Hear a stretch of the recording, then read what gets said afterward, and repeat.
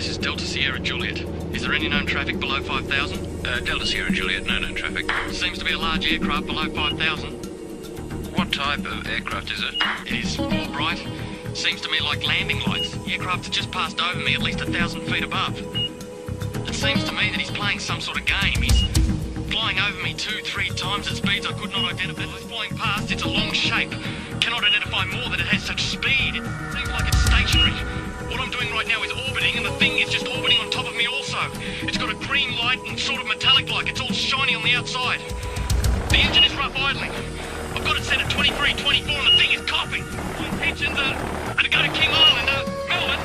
That strange aircraft is hovering on top of me again. It is hovering, and it is not an aircraft.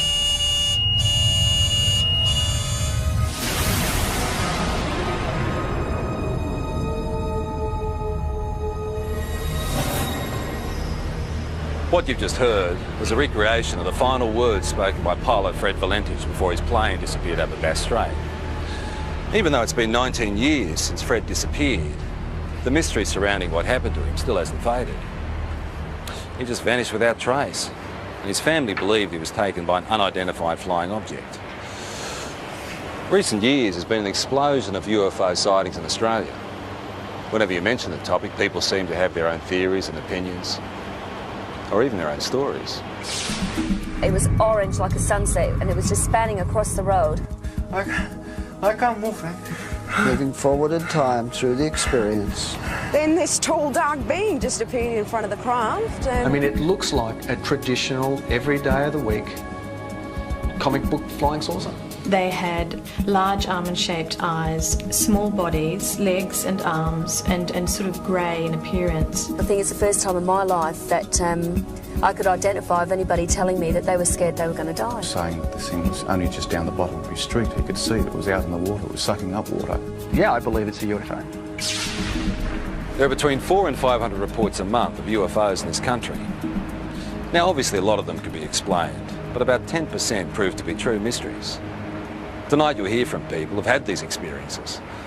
They're just normal Australians who can't explain what they saw.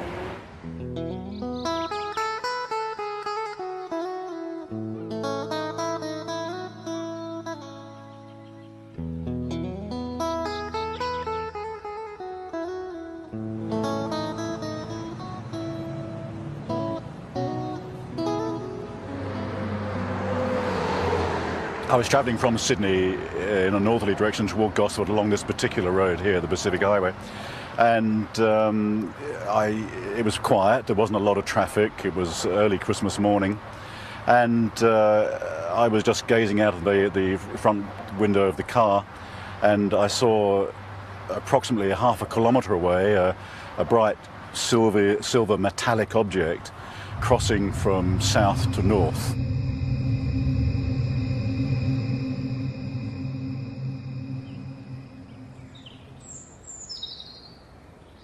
I stood here not believing my eyes, because where I sit I can see the open water, and I just couldn't believe that this thing could appear on the water. It was some kind of craft, but it was completely surrounded in lights underneath and all around, and it just looked like a carousel. It wasn't anything flat.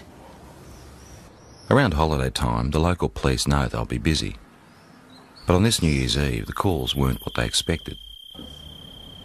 All people that I spoke to had exactly the same thing to say. There was no variance whatsoever in the object that was sighted. It was a huge chrome, very shiny object in the shape of a ball. At the bottom of the ball was a number of huge white lights. This object looked like it was sucking up water.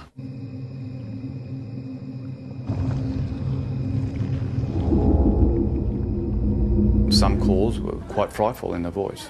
You could actually hear the fear, and in the background especially, the fear of people and of course animals and things at the time that were experiencing this phenomena.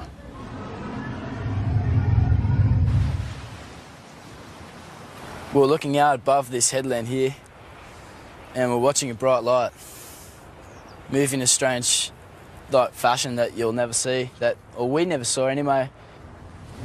It was moving quickly and move, for instance, in a zigzag fashion. We were watching it for 10 to 15 minutes, move in this direction north, and we just saw this bright light 15, 20 metres above our car. Just a bright light, emanating light towards our car. It was just awesome. All of a sudden I saw these lights come out of the water like a cylinder and flash, and the top of the water was all lit up. And as that light was up, I could hear the rushing of water, movement of water, and then the water being raised up, and then shortly after, down comes the water on top of the lake. I noticed this rather bright light that seemed to be on the right-hand side of the car, and it seemed to be following us for quite a while. And then all of a sudden it turned and went at a right angle right across the expressway in front of the car. It was large, round, and it seemed to have a stream of sparks flying out the back of it. I don't know what it was, but it was most peculiar. After the initial New Year's Eve reports to police, the local Sun Weekly newspaper got hold of the story. There were hundreds more people at home that obviously thought they'd seen something quite out of the ordinary, but were too scared maybe to come forward and actually say that they'd seen something. Our office, the day the report hit the streets, was amazing. We had caller after caller saying they'd seen the same thing. A lot of the witnesses were retired academics, some were policemen, nurses, school teachers, Sunday school teachers, lawyers, business people, some of the leading business people in the area. They were all people that had everything to lose and nothing to gain by even coming forward and making a report. All the people who actually saw it hovering over the water described these 4 or 5 shafts of bright white light coming down to the water and literally penetrating the water rather than reflecting off it. We also had descriptions of the water seething underneath it. Some people said it frothed, some people said it foamed, some people said it was steaming up. Overall, I'd imagine there'd be probably 3 dozen telephone calls on the night. Well, we're police, Sergeant Wenning. In particular, Sergeant Wenning remembers one very distressed caller. He told me he had been woken up from a deep sleep with thunderous noise and bright lights, dogs barking. His children had come into his bedroom screaming. He was saying that this thing was only just down the bottom of his street. He could see it was out in the water, it was sucking up water. The sound was like a million hummingbees. He didn't know what was going on. We investigated officially with the local aircraft, aerodromes, with the Air Force, with air traffic control, and again could come up with no explanation. While everyone can describe what they saw, no one seems to have the answer to exactly what it was or where it came from. It was moving in waves in the sky, which could only be described as a UFO. When you see something like this, there's a sure knowledge that you're looking at something that is beyond your experience. I'm not young, and people might think, oh, you're a bit strange, seeing things and had imagination. No, I've got imagination, but not like that. Not when I see something that I see. I know I saw it. At first I thought, well, maybe it's some type of meteorite, but it was too large, it was travelling too slow, and turned a right angle, which I know meteorites aren't inclined to do. I was just bewildered how something could appear and disappear in the thin air practically. Well, I honestly don't know what they saw. We've gone right through all the realm of possible explanations, which leaves it as what a UFO truly is, a flying object which we cannot identify by conventional means. There's a saying that seeing is believing, and it certainly applies to UFOs. The most intriguing personal accounts come from people with no real interest or belief, until it happens to them.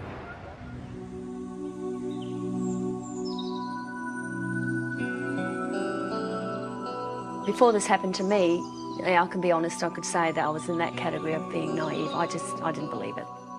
I didn't really believe it, because I had to see, it's like I would have to see it with my own eyes. Grace's experience starts in the early hours of the morning travelling home with 3 girlfriends. Victoria, who can't be identified, was one of the women in the back seat. It's when I got a bit further down the hill that I noticed on the right-hand side of me some long oblong-shaped lights. I didn't know what they were. I mean, I only sort of caught a glimpse of a bright orange light sort of shining through. As I got down the hillside and started to come around the corner by this little hotel that takes us back through the back roads towards the freeway, one of the girls in the back noticed a very bright white light with a type of blue haze around it.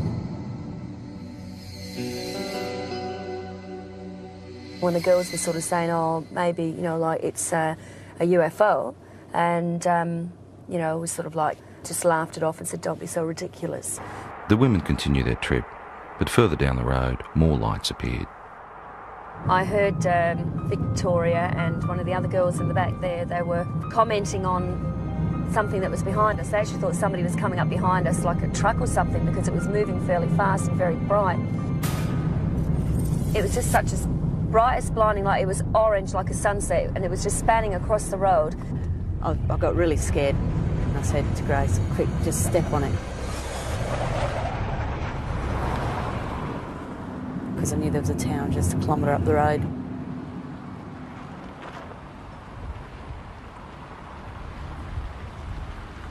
As we got closer into the middle of this car parking area and looked up, we could see this ship. Well, that's what you'd have to call it, because it was, you know, definitely not an aeroplane, and it was something from definitely not this world, that's for sure. It sort of moved across from this direction straight over the top of us.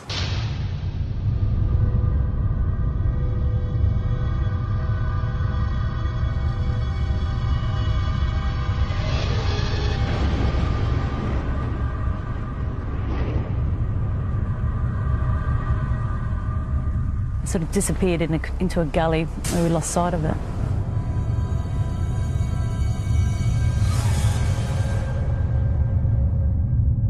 We were scared for our safety. I mean, I've got to be honest, I think it's the first time in my life that I could identify of anybody telling me that they were scared they were going to die. Because I was.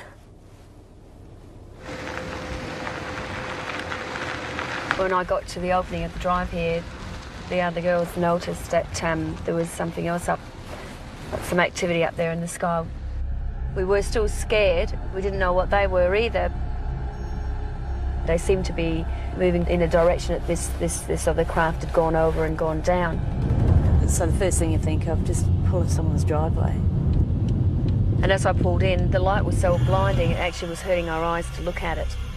Then I noticed a figure coming. It wasn't a human, it definitely was no human, that's for sure. I felt threatened by it. I felt really, really threatened by it. That was the closest thing I've ever experienced, the thought of actually, you know, coming close to death, I suppose, which sounds pretty silly, but the fear that I had was like that, like I wasn't going to see my family again. And the weird thing is that it's not the normal thing to talk about and for people to accept. But, you know, it's been 3 years now, and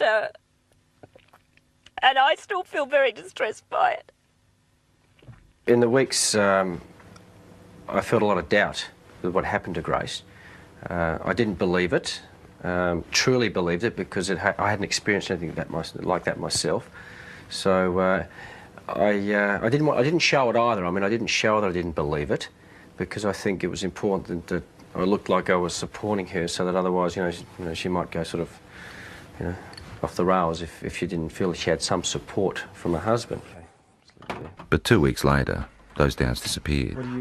What's work? Late one night, they were both woken by their distressed 15-year-old son. He was dead set that he had presence in his room. You know, there was somebody in his room. And one thing that he kept saying at that time was that, can you hear that sound? And he kept pointing up to the ceiling. And we could hear this low drone sound. I knew then I'd heard that sound before. We got back into bed and I was laying there. And I thought, do I lie here and just let this thing go through and just, you know, try and wipe it off as another bad experience, or do I actually get up and look, and if it is what I think it is, then maybe my husband will be able to see for the first time and he will believe. I just couldn't believe what I was seeing. When you see an object that's just sort of floating through the air, like at slow pace, and you think to yourself, oh my God, it struck me as, you know, being awesome. It's just something unbelievable. It was a relief that he was able to see this thing, and all I kept saying was that was the thing that was there the night when I was with the others. Certainly by its nature, by the way, characteristics of the way it just hovered across the house at a slow pace, yeah, no, nothing man-made. Not from this country, not from this earth, I should say. So you want me to... Even though Grace and her husband ended up experiencing the same craft, their ways of coping with it differ. You either accept it or you don't accept it, and I tend to say now, after I've seen it with my own eyes, I accept it, but I don't, you know, harp on about it and talk about it, and if it's just one of those things you try and leave as a part of your life that's happened, and let's get on with things, let's move on from here, you see. And that's how I sort of try and treat it, rather than try and find an explanation as to what it is.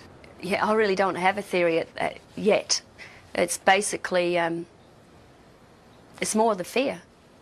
Again, I don't know why, because I'm still here and I am healthy, you know, I mean, but the fact is it's just a worry because you don't know. You just don't know. What do you reckon it is? Got no idea. Images of UFOs caught on video over the years tend to raise more questions than they answer. They are visitors. Yeah? Yes, yes. UFO. Working out whether there is something out there has intrigued researchers for years. And there's no doubt that there is a physical dimension to this UFO phenomenon, and it appears to involve some form of technology, and many cases certainly suggest that we're dealing with an exotic technology that might be something certainly foreign to our environment. When a Melbourne photographer saw images like these, he was interested enough to go on standby to try and capture on film whatever was buzzing the sky over Narre Warren in June 1996. I got the phone call and I was told that the lights were spinning across the tree line over the homes.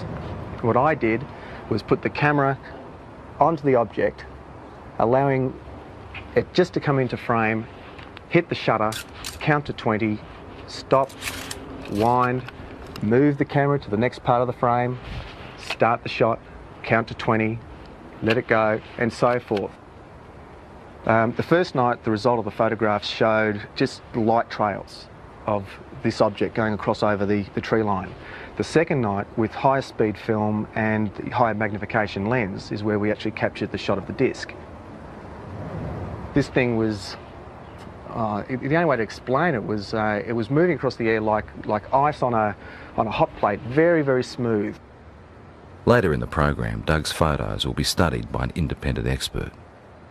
Well, it was flying, it's unidentified, and it was definitely an object. What it will be, and I hope with the analysis will prove me right. But yeah, I believe it's a UFO. In the UFO community, the term hypnotherapy is like a buzzword. It's the thing to try if you feel you have secrets of the past to unlock. While mainstream medicine doesn't necessarily recognise it, people who've had UFO encounters believe it helps.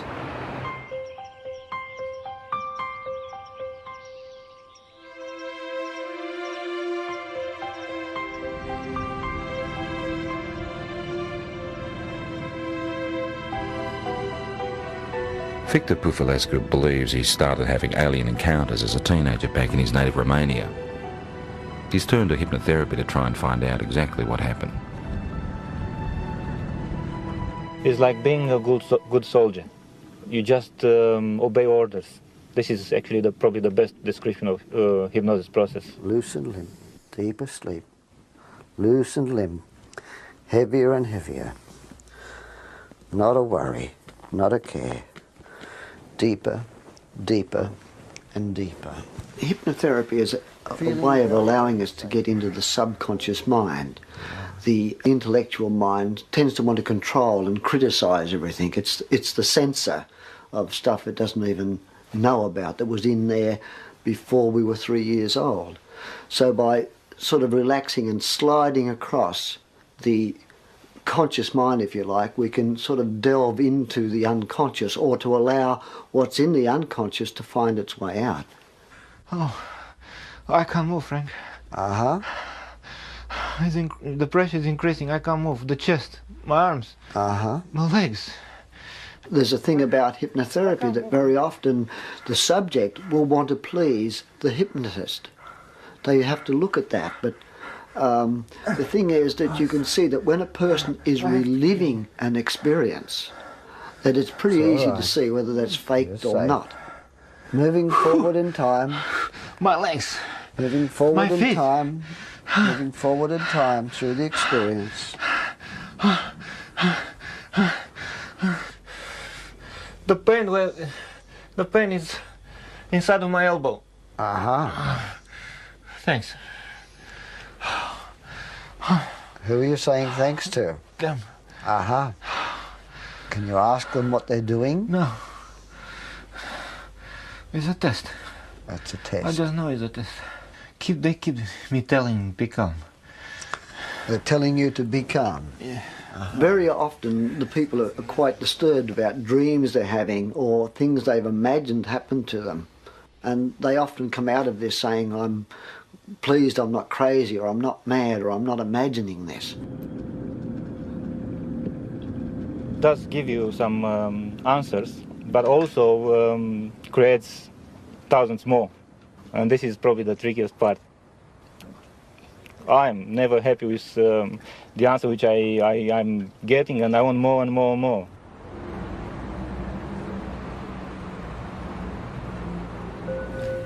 Just relaxing as much as you can with every breath. Just feeling a sense of calm. From 1992, there was a very strong correlation with awakening psychically and with my healing work to having these experiences. Elizabeth Robinson is a spiritual healer and therapist who says she's been having extraterrestrial experiences since childhood, but is only now starting to accept them. I mean, when they started with me, I thought, my God, this is bizarre. You know, this is crazy. This is in the realm of science fiction. But I know now I've had to work through that and struggle with it, and I've denied it like hell for 5 years. And I can't deny it anymore. Elizabeth says she started seeing creatures like these around her home in Perth in 1992. There were 3 beings standing there. They had large shaped heads, bigger at the top to chin at the bottom, large almond-shaped eyes, small bodies, legs and arms, and sort of grey in appearance. But they looked at me with a sense of intent and intelligence. Soon after, Elizabeth's daughter talked of being visited by a lady during the night. Elizabeth believes it was one of the same beings. And I looked down on the desk, and here was a drawing of this being, this same being that I had seen. And I said to Jessica, who did that? Because I knew that at 2.5, her drawings were scribble drawings. And she said, oh, that's the lady. I tried to rationalise it, but I knew that I wasn't imagining this stuff. You know, there was something in me that told me that there was more to these experiences. They're looking at me again. Elizabeth then turned to hypnotherapy to try and uncover what she couldn't understand. This session was recorded last year with visiting American UFO researcher John Carpenter. I don't want to give the baby up. What seems to have come up in hypnosis is that I've had children taken from me, babies taken from me that are growing up on crafts. And this is just absolutely bizarre, you know, talking about this. I mean, you talk about this, but, you know, at first you struggle with it. I mean, you can't fully comprehend this, but what I could comprehend was the emotion around it.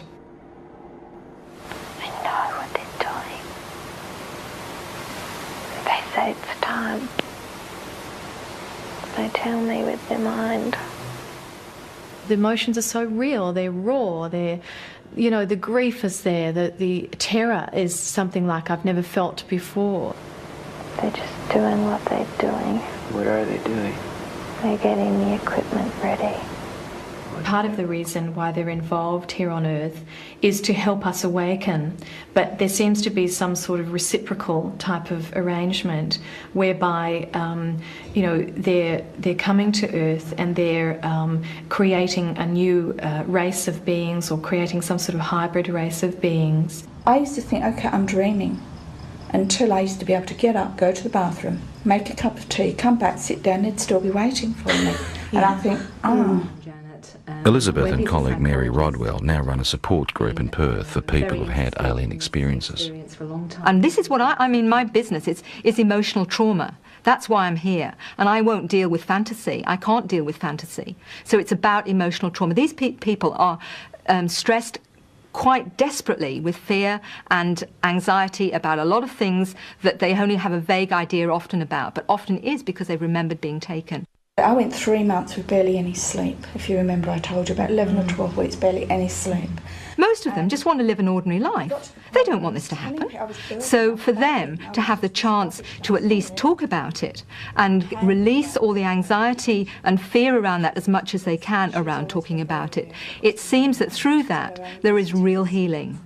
For me, I became very frightened that I would be labelled crazy or, you know, hallucinating, whatever it was, and that I couldn't have somebody to relate this experience to that would honour my experience. Have either Elizabeth has always kept journals about her experiences, which she is now using to write a book.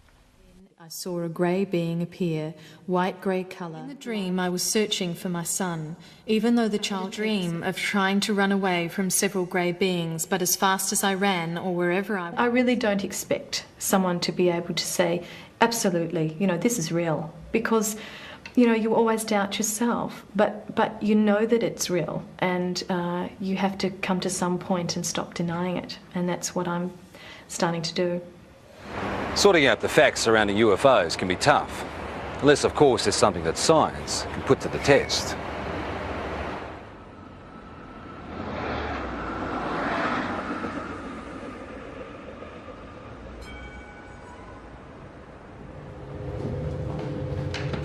Earlier in the program we saw photographs taken by Doug Page. The time exposures show what Doug believes is a UFO hovering near his home in 1996. Now, has this been observed by other people as well? Practically all of Narre Warren. Okay, so that was seen, but not as a streak, because this is a time exposure. So it was simply an object of some sort traveling. Correct. In somewhat of a line, but as you can see, it goes up and down here. This type of negative sleeve will take... The professor would like to examine the negatives that come before and after the pictures in question. Explain to me why... But Doug has used the ends of rolls of film and discarded the shots he felt didn't work. Now, when the films were actually ready for handling, I'd lay them out and I went through them, and I go with the scissors and I just go cut, cut, into the bin, cut, cut, put it there, and that's what I did. Okay. After examining the camera the shots were taken with and checking density readings on the negatives, the next step is to enhance the images on the computer. I don't rely on computers for analysis. They're a bit of a tool. They sometimes let us see things a little bit better, but to actually definitively say that a particular thing is something, I stay away from that. That's right. How did you focus the camera? Just on infinity. Okay, so if you focused on infinity, technically the tower should be sharper in focus than the tree. Should be, shouldn't it? Mm-hmm. But it's not. Interesting question, isn't it? It's a good one. The only trouble is there's no sort of guarantee, of course, in the darkness that it hasn't moved off set either, but I had that set for infinity. Okay. With some of the technical questions out of the way, it becomes an issue of individual perception. Very specific things here. I see a disc-shaped object. I see something with a rim. Okay, there is definitely a lip. There are what appears to be lights. There's big, there's another small one in between, another one. So we've got something that is geometrically laid out. You can see a texture, and you can see definitely on the dark side of it something. So something's in shadow. I mean, it looks like a traditional, every day of the week, comic book flying saucer. My first impression of this when I saw it, again, was a trumpet, a circular object here that we have a bell shape that comes out like so. This is unexplained optical either artifact, phenomena, or reality, or could be, could be an object, but it is totally undefinable. And of technical concern is the fact that the start of the time exposure is more in focus than the end shape.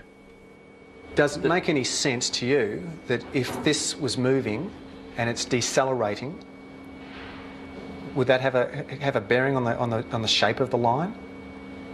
If it was slowing? Because no, it shouldn't. It should be exactly the same sharpness. Despite question marks over issues like that, the professor is able to reach some conclusions.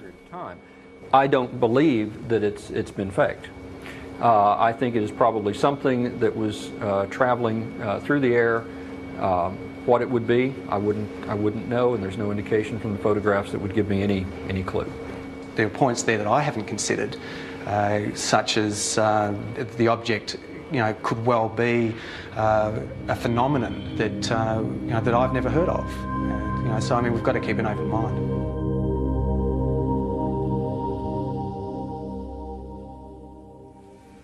I don't know, maybe between 6 and 8, I would assume. Okay. They were fairly intense, or? Yeah, they were very close together as well. Right, okay.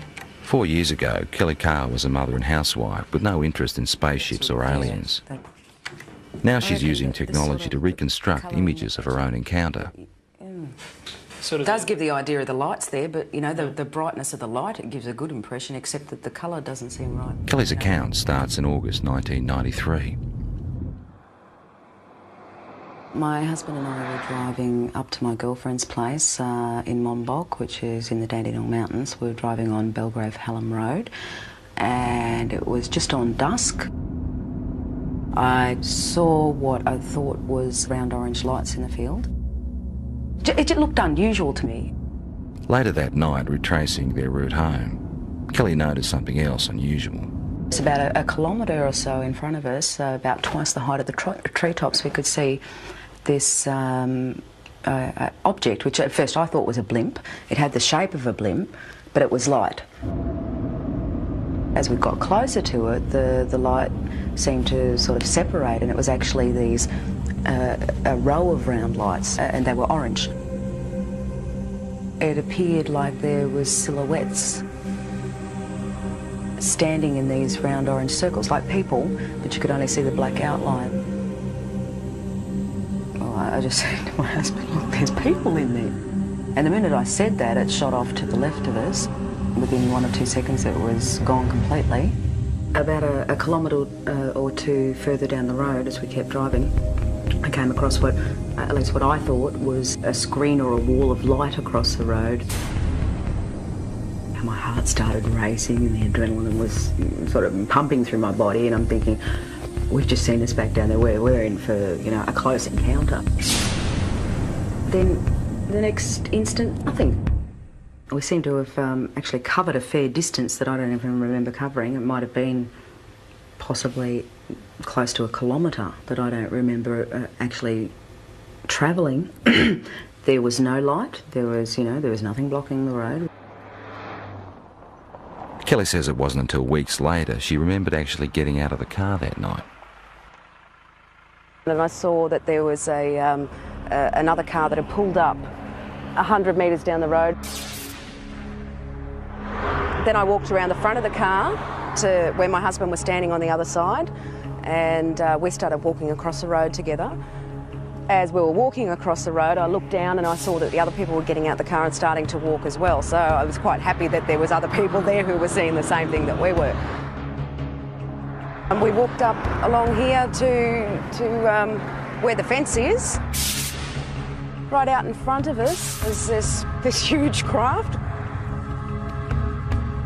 I was totally awestruck. It was science fiction coming to life. There wasn't any fear then. It was just all total awe. We stood here, I guess side by side, my husband and I, for about 30 to 45 seconds. Then this tall, dark being just appeared in front of the craft, and he was followed by about another 7 or 8 that appeared straight behind him. I felt this energy go through me. It's like nothing I've ever experienced before in my life. It was like some sort of low-level frequency that came in waves, but it was so dense that I could actually physically feel it going through my body. And that feeling absolutely terrified me. It was like, I can't even explain the horror that I felt just feeling this. And I began screaming. The minute I did, the eyes on these things lit up and they came charging across the field. Halfway across, they split up into 2 groups. Some headed off down there and the rest came directly towards us. I felt this blow to my stomach, and the next thing you know, I'm back here somewhere on the grass. It literally lifted me off of my feet. And I thought I was going to die.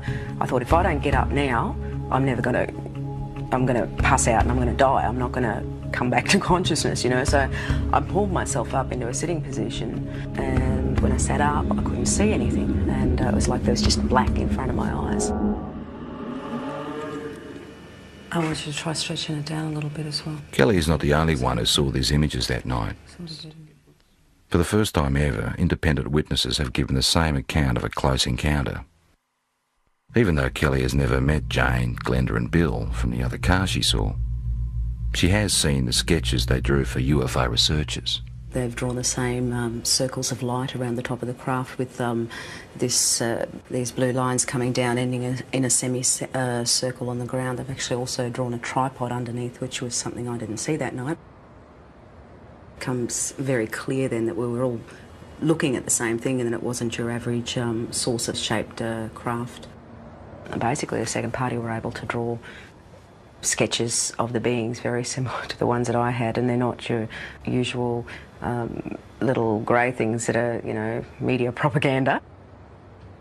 I found a small red-coloured equilateral triangle underneath my navel, which I guess in reality provoked only a minor curiosity at the time. It was oddly geometric, and I did wonder, you know, how something like that could get on me that looked like a burn without me feeling it.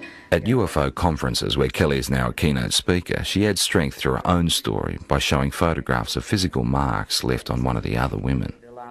We were all left with triangular marks under our navels, but the ones that were marks that were actually photographed, the first one came from Glenda, which is it's a series of 3 small red dots along the inner thigh, and both Jane and Glenda were marked with these dots. I wasn't. Glenda had a ligature mark around her ankle, which is quite severe bruising. It looked like she'd been strapped down to something. UFO researchers have also reported finding physical traces at the site where all witnesses said the encounter happened, particularly in relation to where the craft landed. Inside that semicircle was actually a triangular formation of 3 points spaced 6 metres apart, which correspond with the tripod that was drawn underneath the girl's craft. To this day, Kelly still doesn't know exactly what happened to her that night. Tried a little bit. Her most vivid memory is the fear that she felt. That's very good. It's finally come out to what I'm looking for.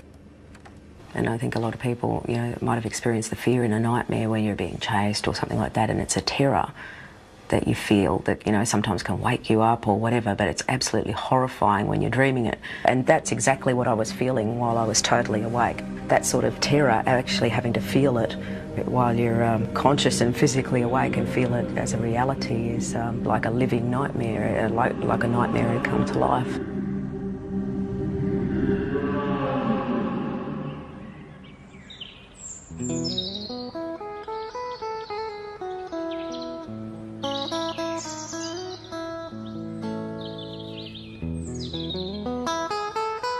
We've moved out onto 138 acres. We don't have electricity. We use all our own fuel, like for both our fires. We're in the process of trying to become self-sufficient as far as food's concerned. We just lead just a very different lifestyle. Denise Borrett says it's her encounters with strange beings that have helped her make the decision to live this way. There's one of our missing. I believe at the moment that they're giving us quite a dire warning about what's happening to the planet and what's going to happen to us unless we actually wake up to what we're actually doing. They seem to open parts of your mind that aren't opened before, and or they help you to do that. I don't know, but all I know is that I'm a very changed person since I've had my experience. Well, lifestyle changes you'd think shouldn't happen to people if these things aren't physically occurring. So I guess it's a little piece of evidence to suggest that something really startling and extraordinary must have happened to a person because of the changes that they do go through. Denise says her visitors have the ability to render her husband unconscious, so he never actually experiences the aliens, but he does have physical scars. Well, I know I've got a lot of scars on my body, and I know basically where they all came from, but this one, in that particular place, I've got no idea. I just woke up one morning and I happened to comment to Denise, I've got this funny little mark on my arm, and she had a look and she had one in exactly the same place because she said she could remember it happening. And I can actually remember them cutting it. I can remember it was like a little spatula or whatever. But again, there was no pain or anything, and the next day mine had completely healed up, whereas Les's had actually scarred. And I thought, well, they're in identical spots and they're identical size, so obviously something was going on. People who've had multiple abduction experiences very often get very concerned about the environment. They get very concerned about healthy lifestyles. They get very interested in the possibility of life elsewhere. They get very interested in promoting the message that there's something actually going on.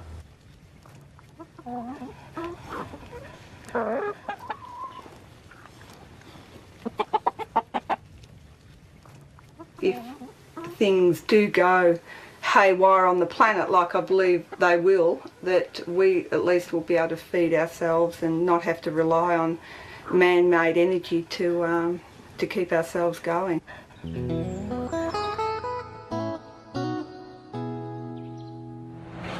It's pretty obvious that the people that had these experiences are convinced there's more to what's out there than most of us realise. They're also the first to admit that their stories can be hard to accept. All they want us to do is be prepared to listen. I suppose people got to make their own minds up, but we can honestly say that what happened, happened, and there's no doubt about that. Perhaps they're extraterrestrial, we don't know. Perhaps it's military experimentation. Perhaps there's new things in this earth that we don't know about. I don't know what they are. I know what happened to me, but I don't know anything about them. Well, I'd have to say that the evidence seems to be fairly compelling, that we seem to have some sort of alien life form, just in what it is. You've got to keep an open mind. And since I've accepted it, I think I've really started to see it's not really bad. There's a lot of good in what they're actually doing. And it's like they're saying to us, you know, human beings can do so much more. We have these wonderful capacities to heal and to heal each other and to understand ourselves so much more. And we're not yet. Where they come from, I honestly don't know. I would hope that before I die, one day I find out.